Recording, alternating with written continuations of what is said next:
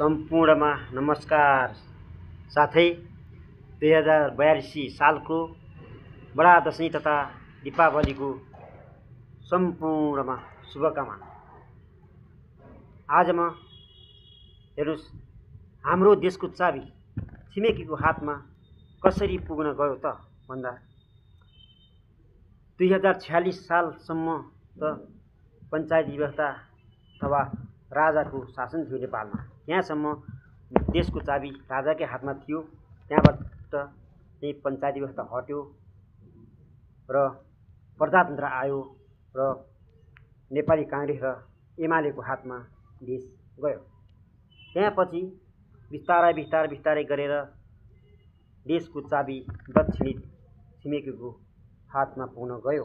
हेर्नुस्, त्यसपछि यसमा मुख्य भूमिका भनेको नेपाली काङ्ग्रेसको छ, अनि यसमा चाहिँ अलिअलि एमालेको पनि छ।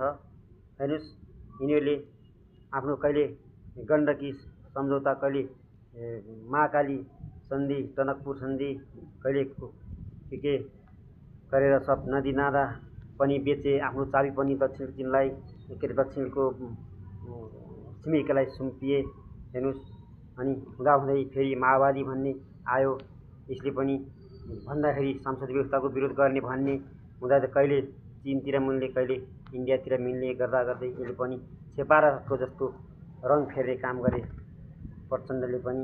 हेर्नुस्, हुँदाहुँदै त्यसको कारणले गर्दा देशमा अस्थिरता, वर्षैपिछे प्रधानमन्त्री फेरिने, सरकार फेरिने, देशमा विकास हुन सकेन, कल कारखाना सब बेचे खाए, सब बेरोजगारी बढ्दै गयो, जनताहरू पलायन हुँदै गए, विदेशतिर जान थाले। हेर्नुस्, गर्दा गर्दै यस्तो हुँदाहुँदै यो आयो र अनि हुँदा हाम्रो 72 सालमा